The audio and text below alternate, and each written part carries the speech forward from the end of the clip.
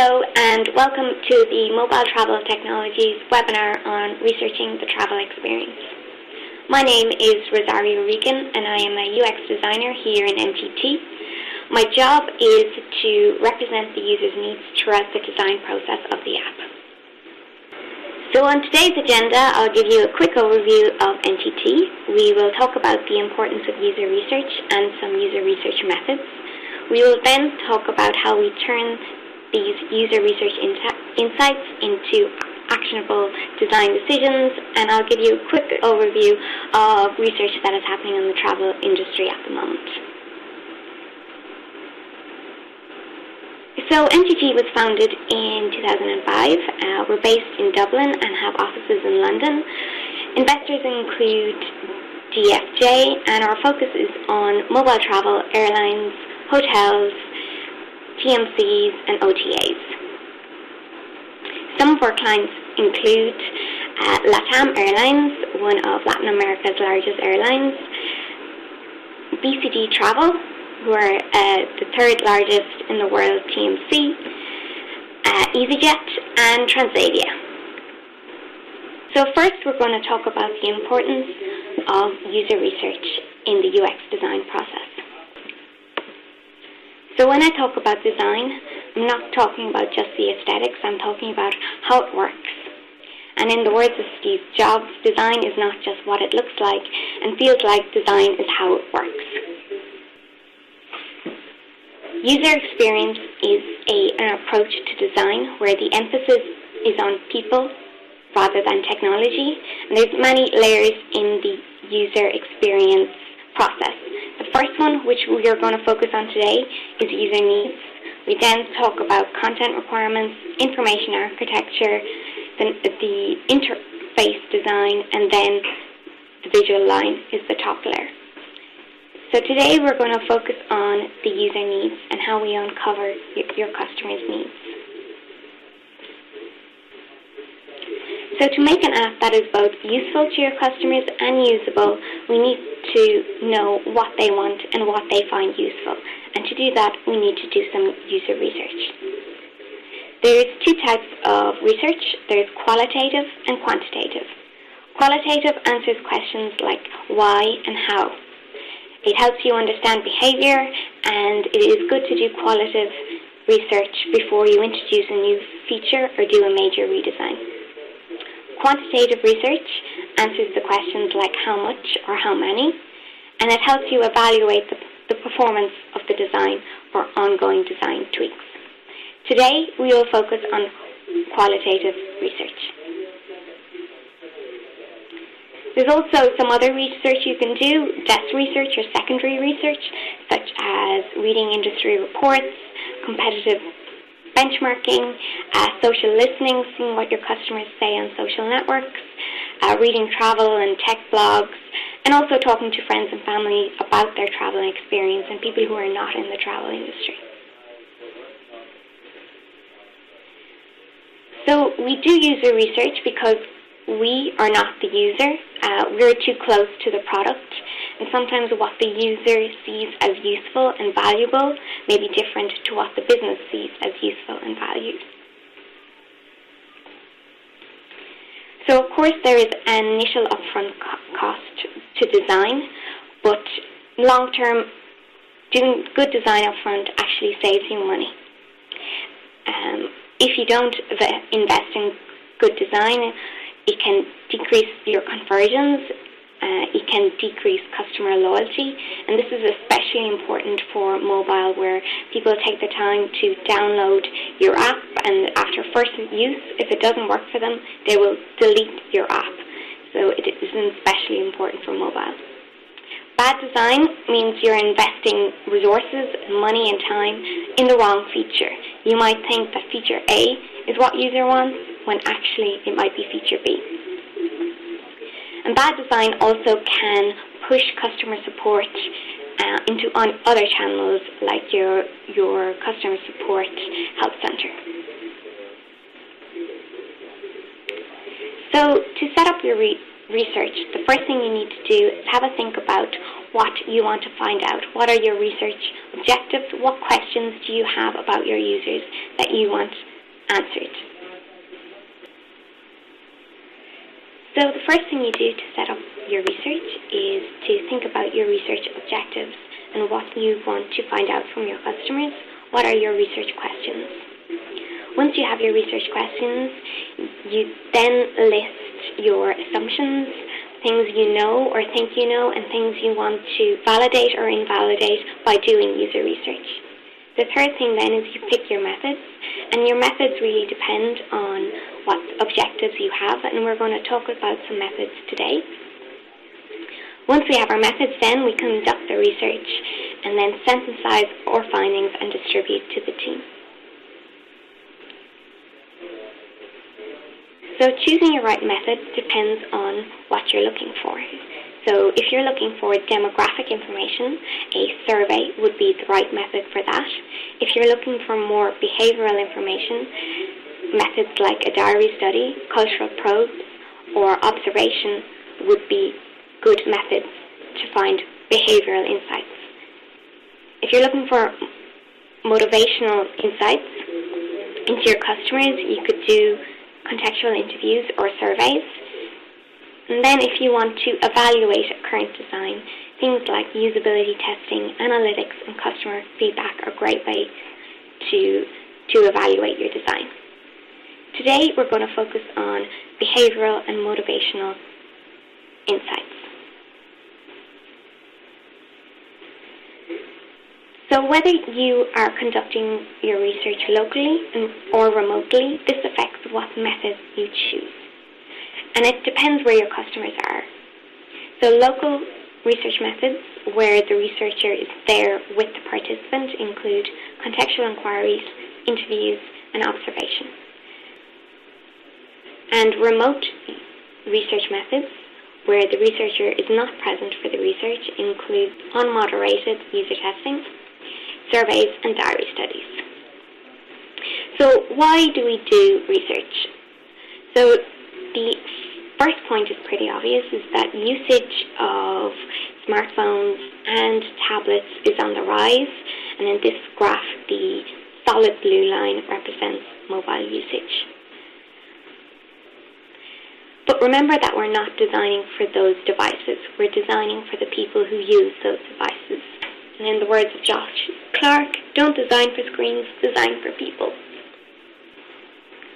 We also do research because mobile introduces a new dimension, and that dimension is context. People aren't at their desks, at their desktops anymore. They're out and about, they're in airports, they're in the car, they're on their couch, interacting with the app. So context introduces the dimensions of time, place, and the relationship between those two. We also have to start thinking about the space between devices, and people are starting to use different devices at different parts of a journey, and how that journey can be picked up from one device to another seamlessly. We also do research to help us figure out how to design for small screens and design for the thumb zone. We need to find out what features are really important to users and how they expect to complete them on mobile. So we're going to talk about some contextual user research methods now. And where usability is about how people and technology interact, ethnography is how people interact with each other, and then it is our jobs as UX designers to figure out how the introduction of technology can help solve those problems. So some of the contextual research methods we are going to talk about today include diary studies, cultural probes, observation, and contextual inquiry. So the first method we're going to talk about today is diary studies. Diary studies allows you to collect data on what participants have experienced during a certain task. So this task can include looking for a flight, booking a flight, or their airport experience. Diary studies can be long-term or short-term. and they are used to learn how people perceive a certain task or usage of a certain feature. So diary studies allow you to capture insights about events and experiences that happen in context, so they happen in the airport or while the person is on the go. It can be done remotely, so if your customers are far away, this would be a perfect method. And it also can help capture interactions with other channels besides mobile, so your customer support, desktop. So the cons include recruiting can be time-consuming, especially if you want to do a long-term study where you're trying to get participants to conduct a 3-month study. It does take a lot of the researcher's time up front to design the diary study, to recruit, and then to brief all the participants on what exactly they need to do. And again, if it's a long-term study, there might be quite a lot of data to analyze at the end. So there's 3 protocols, or 3 ways you can set a diary study up. First one is interval, where the participants report on regular time intervals that are predefined by the researcher. The second one is signal, where the participants are prompted randomly at random times to report on what they experience. And then the third one is event, where participants report each time a specific event occurs, such as booking a flight or interaction in the airport. And the event protocol is probably more relevant for travel. So one of the tools we use here in MTT is called DScout. It is an Android and iPhone app which allows participants to take photos of their experience and write a comment on their experience, and then these comments and photos get relayed to the researcher. Other methods for diary studies could be simple pen and paper, or a template of questions you could give the participants to fill out. So some examples of diary study entries we've got using the tool DScout. This first one is a participant who was at their gate and were told that there was going to be an hour delay, and then they looked at the app and the app didn't tell them the same information, so there was inconsistency in the information. The second example there is a photograph of Sao Paulo Airport and the massive queues that were ahead of the participants, and they were thinking, well, how am I going to get through this, and which queue is right for me? The next research method we're going to talk about is cultural probes. Cultural probes is a way of collecting insights from your customers, whether within or across different cultures. It gives you insights into the user's emotions, their motivations around a particular service or feature. And this is especially important for travel, where the rituals around travel are universal, but the perceptions and reactions to those rituals differ and affect people's interaction with your app. So the pros of doing cultural probe is you gain insights on how people in different cultures perceive the same task, especially when you're designing for a culture that you may not be familiar with yourself. And it also allows you to gather information in an unintrusive way. The researcher does not need to be present. It's up to the participant when they record their diary entry. And so the cons of cultural probes is recruitment can be difficult, and there may be a language barrier there. And then the results itself are subject to interpretation. You don't really know what you're going to get. It's very exploratory method. So cultural probes can be especially useful during the initial stages of a project and can help you generate new design solutions. So an example of how we design for different cultures is, at the moment, my colleague Dan Beer is working with a larger airline from the Middle East, and we're designing for Arabic. So as Arabic reads right to left, we are changing the location of the icons and changing some of the transitions. So this transition here, if you look at the back button, and if I press the back button, it transitions back to the home screen. So for Arabic, we not only change the location of the back button, but we also change the transition.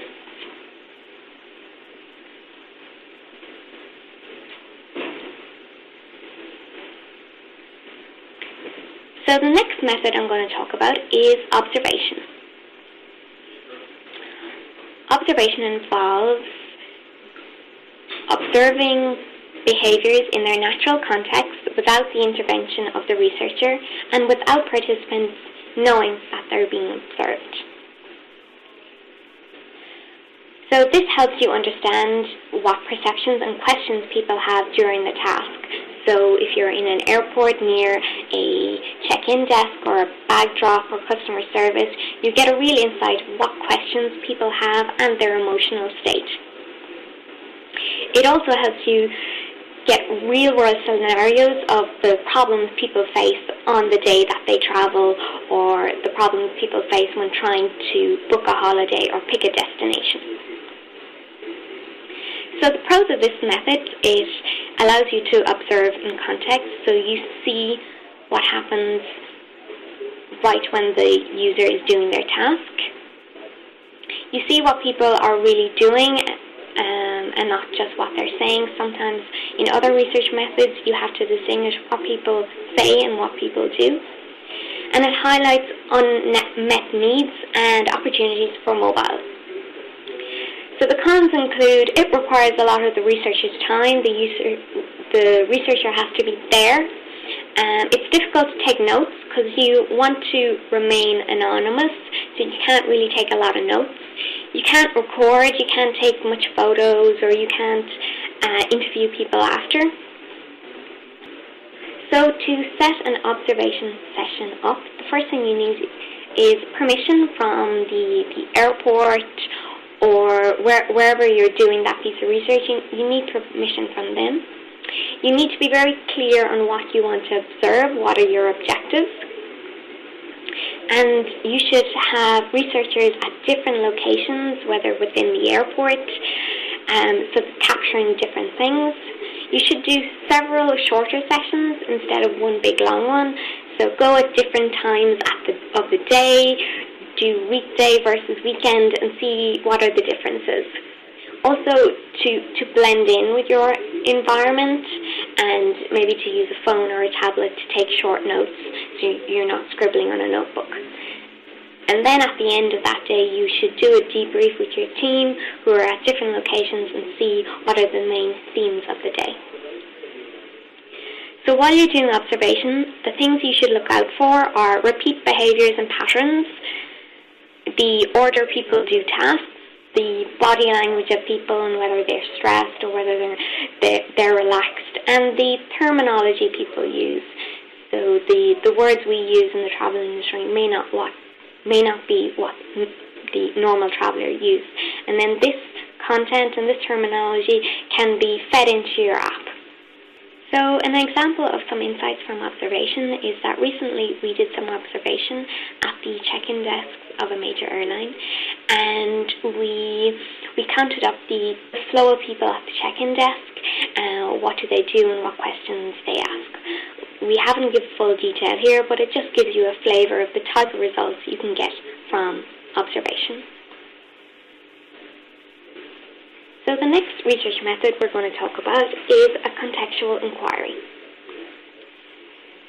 So a contextual inquiry allows you, the researcher, to watch and listen as a user works in their own environment, and you see how they work, what questions they ask, and their workflow. So contextual inquiry is a great way to see customer service in action. You see what questions they're asked, the mood of the customer, and see how they complete that task. So the pros for doing a contextual inquiry is that you observe behaviour in context. It also gives you data around the environmental factors and how that affects their interaction with the app. You see how people complete tasks, and you can see needs that possibly your app are not serving at the moment and be an opportunity for a new feature. So the cons of a contextual inquiry is that it takes a long time for the researcher to set up, and the researcher has to be there on the day, and typically a contextual inquiry should last between a day or maybe 2 days to get the full breadth of what this user does in their working day. Another con is that it's also difficult to get the participants' time, and that takes a long time to set up.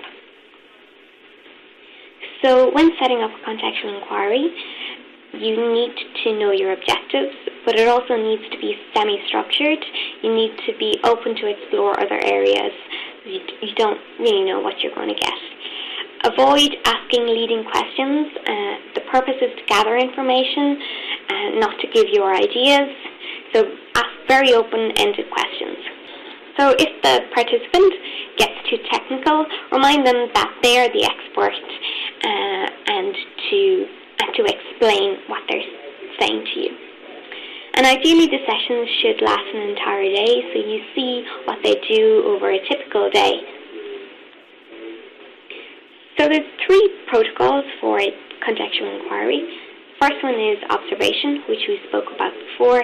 So you see a participant going about their daily tasks without the intervention or any questions from the researcher. The next one then is an interview where you have your research objectives and you ask the participants some questions around their job. And the third one then is the switch, where it is a master and apprentice type relationship where you, the researcher, ask the participant to show you how to do a particular task and, in a sense, train you to do a task.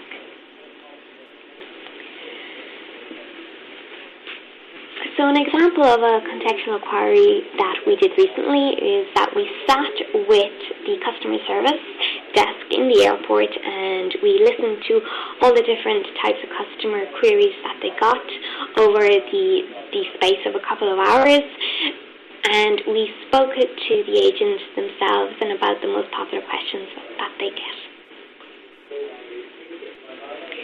So once you do the research, you then have to bring it back to the office and see how these insights can feed into your design process. So to summarize your findings, you need to keep in mind what research questions you had and whether you answered those research questions. You should summarize each session, and then once you have each session summarized, you will start to identify themes from each session. So depending on how much time you have, the research findings can take many formats. First one, and the quickest one if you're short on time, is an email summary of all the themes from your research. You could do a spreadsheet of findings where you prioritize your findings. So you could do some flow diagrams or a photo diary of your findings to help communicate with your team. You could do some experience maps, especially for contextual inquiries about what the experience was step by step by step. Or you could do a storyboard, which is an end-to-end scenario of what a customer did at a particular situation. Or if you have a lot of time, you can do a full PowerPoint presentation. So some examples of research outputs here in MTT include an experience map, where we did some in-depth interviews with travellers and tracked their experience of a recent travel, and we looked for what actions they did, the triggers for those actions, their goals, and what they thought, what they saw, and what they felt while trying to complete that task. Another example would be a storyboard. Now, some of the storyboard has been grayed out, but you can see it tells a story of what a customer is trying to do within the context. So whether they're in the car, or outside in the car park, or on their way into an airport. So next we're going to talk about some examples of research that is happening in the travel industry at the moment. And first, before we get on to that, a word of caution about doing research and where ethics come into play in research. So recently, Facebook did an experiment on users to see if showing more positive or negative posts on their newsfeed would affect their happiness levels. So the impact of the experiment on the participants' emotions was tiny, but it did raise questions about ethics and A/B testing. So some less controversial examples of research include what Qantas are doing at the moment, and they're doing location-based social listening, where they are looking at the social media and the tweets people tweet from their lounges to see how they can improve their service. So British Airways have done a sleep blanket experiment where they tracked the travellers' emotions throughout a flight to see any relaxation patterns. And Copenhagen Airport have an ideas portal where travellers can suggest an idea, and then other travellers can like that idea, and then some of these ideas get implemented on. So it's a real social way of getting ideas and getting feedback from your customers. So to recap on today's webinar, we had a look at some contextual methods, and I would encourage you all to engage with your users, even if it's just for half a day of observation or half a day of user interviews. Really, there's no better research than going out and talking to your users. And I invite any questions now that you may have via the chat box.